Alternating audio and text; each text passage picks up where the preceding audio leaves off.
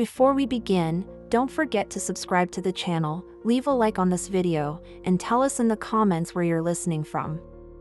Now, let's get into the story. If you had asked me a year ago what safety felt like, I would have said it was the sound of my grandma's front door unlocking as I carried groceries into her tidy little bungalow, the place that smelled like lemon polish and cinnamon tea.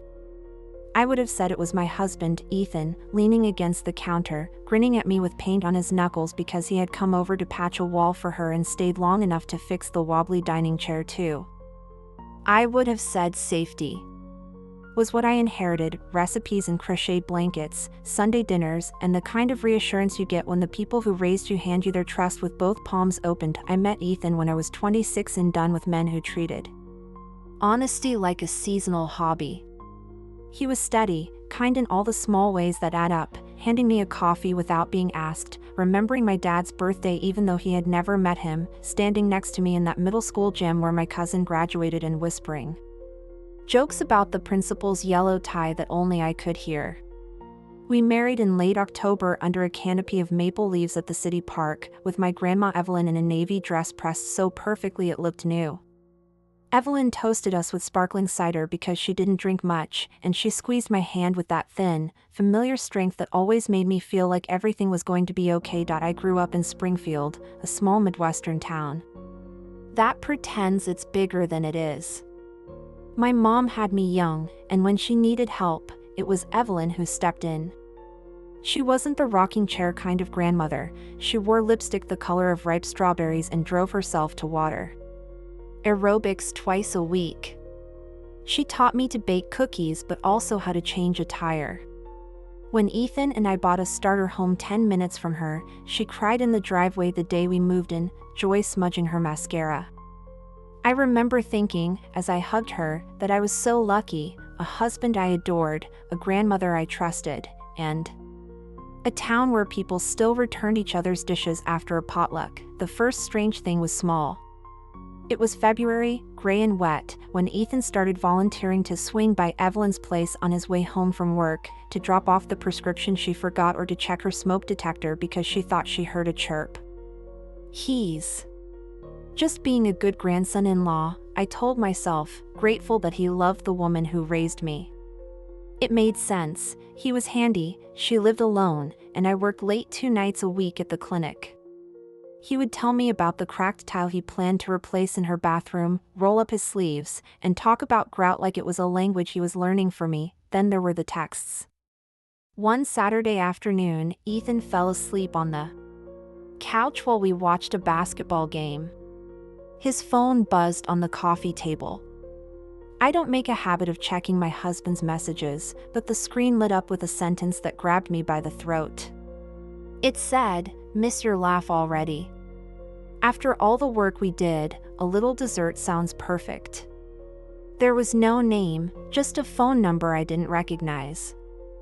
I stared at the words and felt my mouth go dry. Dessert could have meant anything.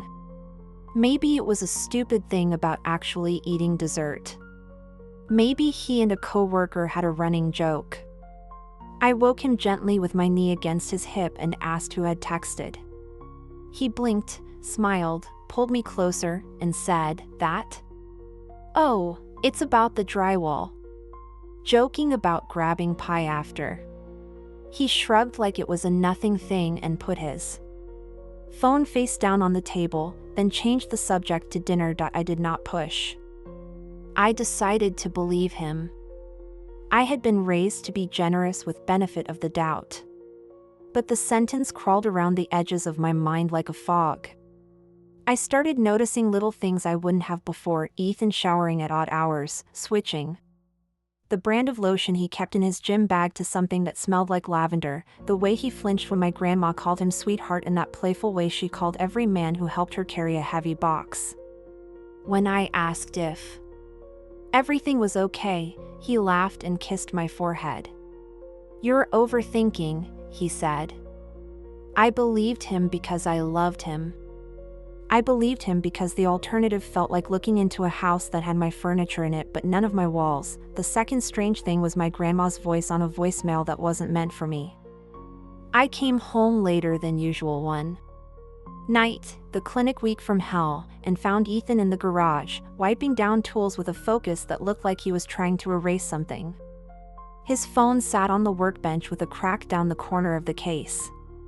He said he dropped it on the driveway. When he went inside to get the mail, the phone lit up. I could tell myself I was snooping, but the truth is I hesitated for 3 long breaths and then I pressed the green button to play a voicemail that had just come in. Evelyn's voice filled the garage, unmistakable as the memory of being tucked in at her house when thunderstorms rattled the windows. She said, "I can still taste the frosting. You are too much. Be smart, okay?" I hit stop like the phone had burned me.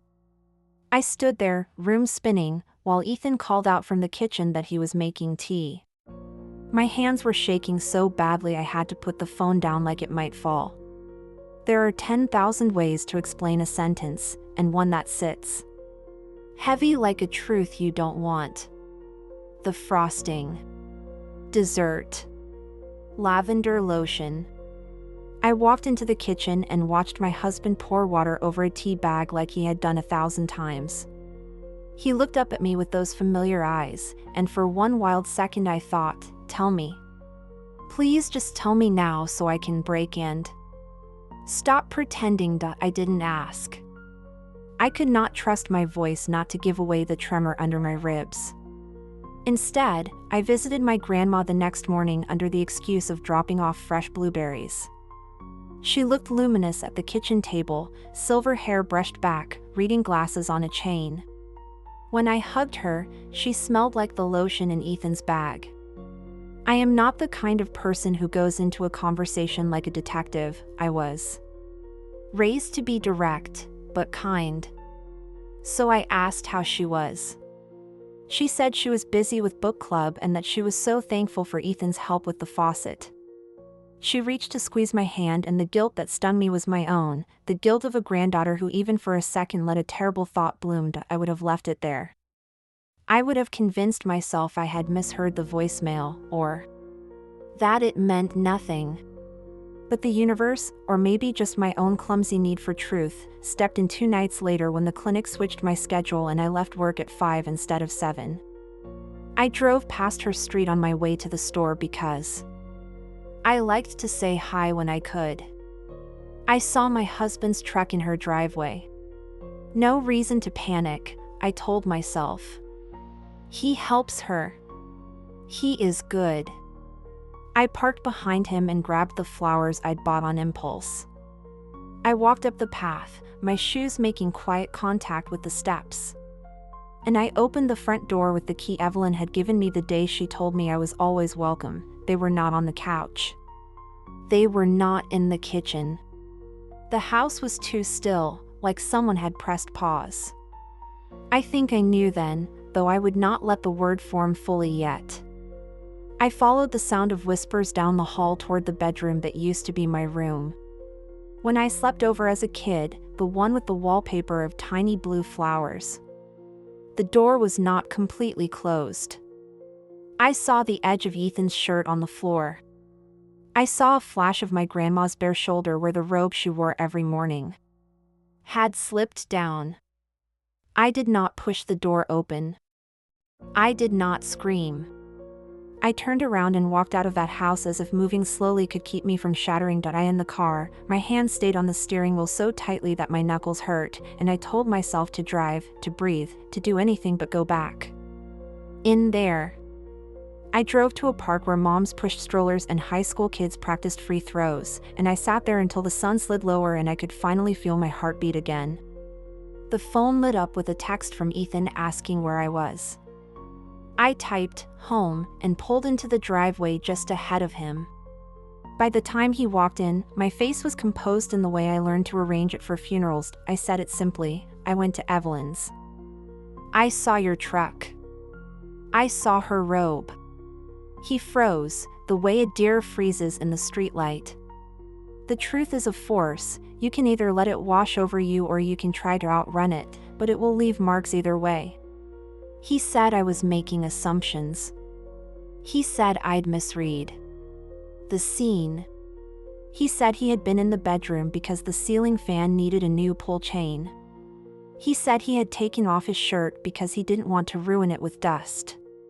He said I was tired and sensitive and that I should not talk about his grandmother that way. I corrected him, "She is not your grandmother. She is mine." He looked at me like that distinction didn't matter, and that's when I felt something inside me start to freeze. I didn't fight that night. I don't know if it was fear of hearing a confirmation or a survival instinct to buy time. I slept next to the man I had married while my body stayed stiff on its side of the bed, and in the morning I told him I had an early meeting. I drove instead to my friend Tessa's house. Tessa had known me since sophomore year and had the kind of blunt compassion I needed. She listened without interrupting as I told her everything, from the dessert text to the robe on the floor. When I finished, she put her hands on my knees and said, "You know what you know."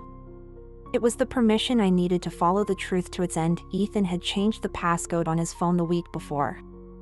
I remembered it anyway. It was our wedding date. He must have thought changing the order of the month and day would fool me.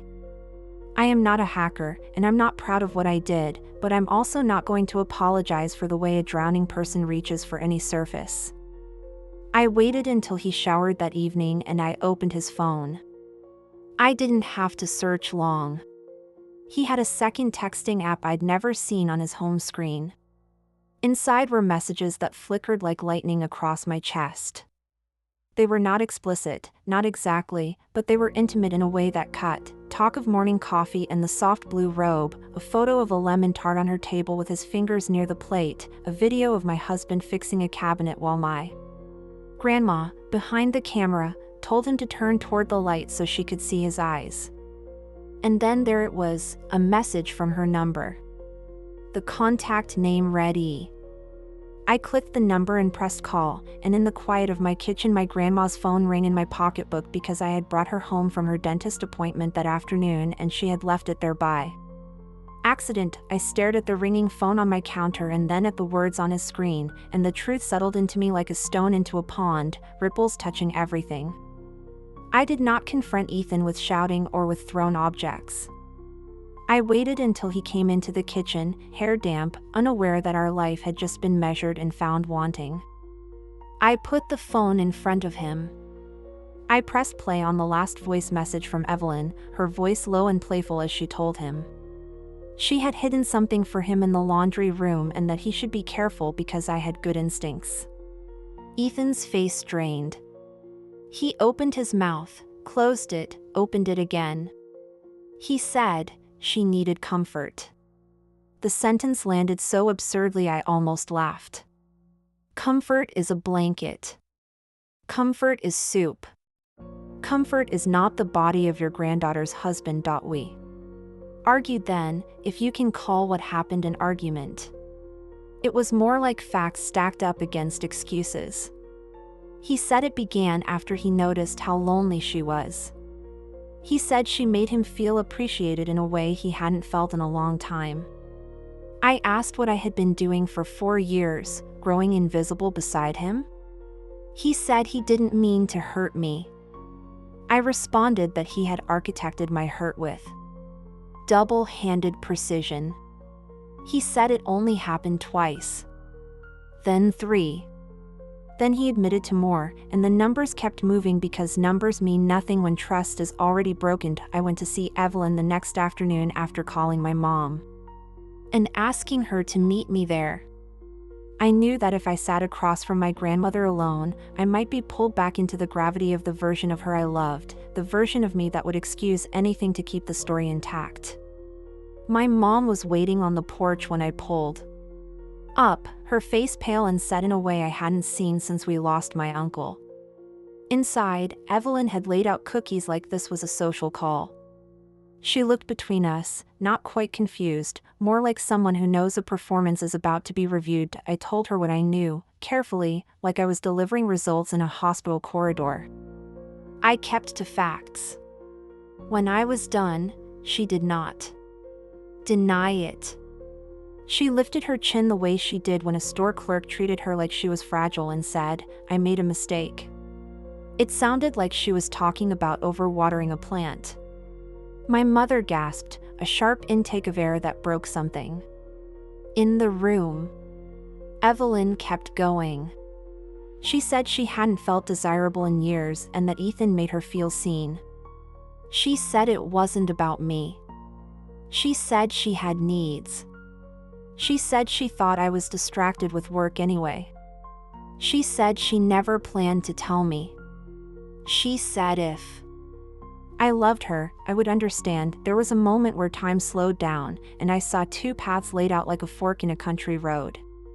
In one, I minimized what happened to keep my family together, blamed stress and loneliness, folded the sharp edges under like bad wrapping paper. In the other, I told the truth and let it change everything, that my husband and my grandmother had betrayed me in a way that warped the floorboards of my life. I chose the path that led out of that house. My mother cried. Evelyn cried. I did not. Something colder had taken hold in me, a clarity that felt like the opposite of rage. I stood. I told Evelyn we were done. She reached for me, and I stepped back. I told her I needed her to pack a bag that night and go stay with my aunt because I could not stand the idea of driving past the house that had been my sanctuary and seeing the shadow of betrayal inside it. She said I was being cruel. I told her cruelty was a man in my bed after being in hers. She slapped the table with her palm like punctuation. My mom whispered, "How could you?" And Evelyn said, "Love is complicated," which is a sentence cowards use to excuse the harm they cause. The next weeks moved like a slideshow of scenes I never expected to star in. I called a lawyer. I told him everything. He explained uncomplicated steps in a voice that had done this too often.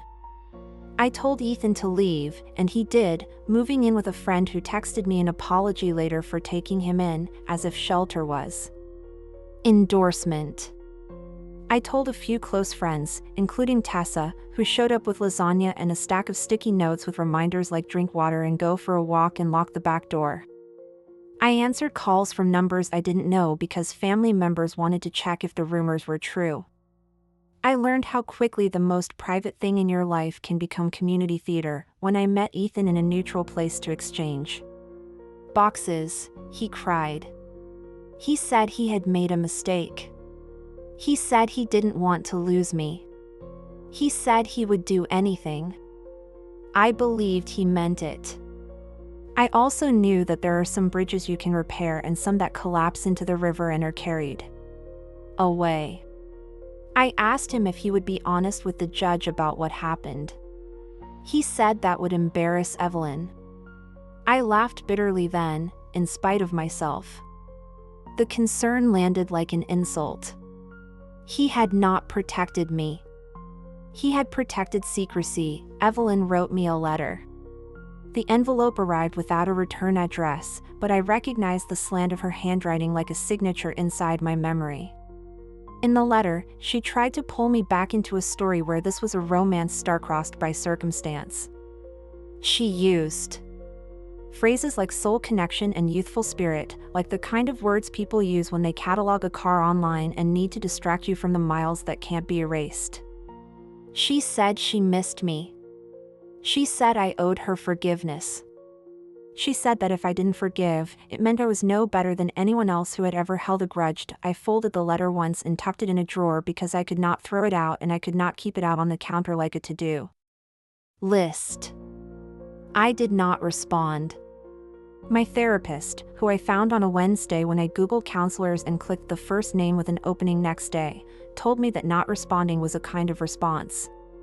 She said the point of telling my story was not to convince anyone of anything but to get my own mind back. She gave me homework sometimes, which I did imperfectly, write down 3 things I was grateful for even if they sounded small, go 30 minutes without checking my phone, put a picture of myself as a child on my nightstand and tell her out loud that I was protecting her now. There were days I felt strong and days I felt like I was made of wet paper. There were random detonations, the smell of lemon polish at a store, the sight of a blue robe in a catalog, a text from an old friend who had just heard and needed the real story. There were quiet mercies too, Tessa pulling me into a hug and telling me that people do terrible things that have nothing to do with the people they hurt, my mom calling to say she believed me, she chose me, and she had told Evelyn not to contact her for a while either. A stranger at the coffee shop complimenting my earrings on a day I felt invisible. The divorce happened faster than I expected. Paperwork has a way of moving when the facts are clear. We didn't own much that couldn't be split without a fight. And Ethan, to his credit or to his fatigue, didn't drag it out. We signed on a Tuesday morning in a building with walls the color of oatmeal, and I walked back to my car feeling stretched thin across the distance between who I had been and who I was about to become. It would be neat to say that I healed like a line graph moving steadily upward, but the truth is healing was a messy set of circles. I changed my route to avoid certain streets and then took those streets one day on purpose. I boxed up the photographs from our wedding and donated the frame to a thrift store where I hoped someone would fill it with a picture that deserved a second life.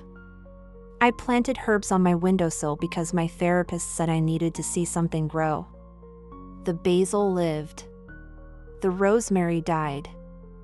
I decided not to take that personally. People asked me if I'd ever forgive. Forgiveness is a word that looks soft on paper and feels like sandpaper when you try to force it over a wound. I told them the truth, I didn't know. I knew only that I was not going to be the kind of woman who set herself on fire to keep other people warm. I knew that boundaries are love spelled in a language that protects you.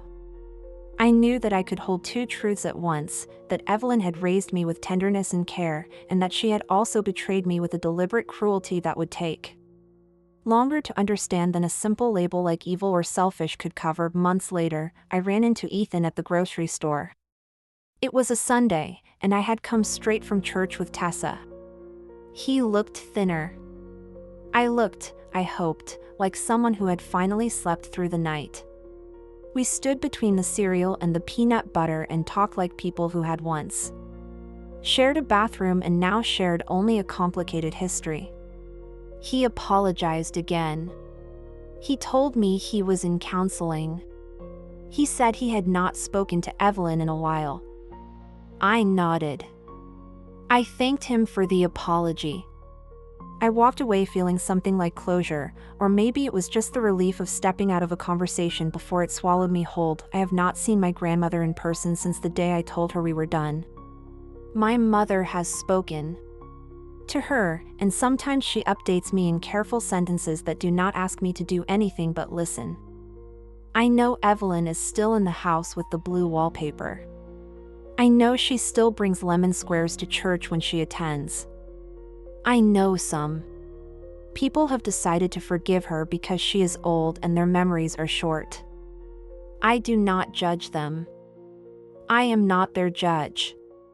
I am only the person who used to take a spare key out of a ceramic frog by her front step and let myself into a kitchen that felt like a second home, and now I drive past it like a museum of a life I had. If there is a moral here, it is not cinematic. It is not tidy. It is that sometimes the worst thing you can imagine is not a stranger with bad intentions but the people you love choosing themselves in a way that leaves you with scraps. It is that you can survive even that and still find a way to laugh with your best friend on a Tuesday, to make soup on a rainy day, to let the basil grow tall in the sun, to trust your own voice again. It is that loyalty is not an inheritance, it is a set of daily decisions you make and the ones you refuse to accept for yourself. I tell this story in my own voice because I need to hear myself tell it. I need to write down that I survived the kind of betrayal that rearranges the furniture in your mind. I am not special for surviving. I am not brave every day. On some days I am simply stubborn. On others, I am surprisingly light. I am learning to separate the woman who raised me from the harm she caused me, not to excuse it, but to keep the part of me that was loved from being crushed under the weight of what she did. If you are listening, and you think you're crazy because the evidence is thin and the story is unbelievable, I want you to know that you are not alone and you are not wrong for noticing patterns that make your stomach sink. You are not dramatic for asking for the truth you deserve. You are not cruel for walking away from people who tell you love is complicated when what they mean is they want you to accept less than respect. And if your betrayal looks like mine, strange and specific, I'm sorry. I'm sorry because I know that even when you rebuild, some shapes of pain sit quietly in the corner and wait for you to acknowledge them. You will. You will, and then you'll put them outside where they belonged. I don't know what Evelyn tells herself now to make her version of the story survivable. I don't know what Ethan thinks about when he looks at a blue robe in a store or hears the buzz of a phone on a quiet afternoon. I know what I tell myself. I tell myself that I didn't let their choices define my future. I tell myself that love, the kind worth keeping, will not ask me to split myself down the middle to fit inside someone else's secret. I tell myself that a house is only safe because the people inside it honor the door. The other day I found an old picture clipped to the back of a recipe card, me at 8, sitting at Evelyn's table with flour on my cheeks, grinning into the camera, completely certain that I was safe. I looked at that girl for a long time. I told her, out loud, the words my therapist gave me. I said, "I've got you now." I set the card back in the tin with the other recipes, and I picked one for lemon cookies. Baking felt like an act of reclamation. I mixed the butter and sugar and beat in the eggs, and when the tray came out golden and fragrant, I packed half to take to Tessa and left the rest for myself. I ate one at the counter and thought about the way sweetness can exist after bitterness without erasing it, the way two truths can sit humbly next to each other and both be real. I am not defined by the worst choices of the people who loved me. I am not reduced to the fact that my husband cheated on me with my grandmother. I am more than a shock line in a story. I am a woman who left, who told the truth, who made soup and cookies and amends with herself, who learned the geography of her own resilience. That is my ending and my beginning, both at once, and that is what I want you to remember when you close this video and go back to your beautiful, messy life.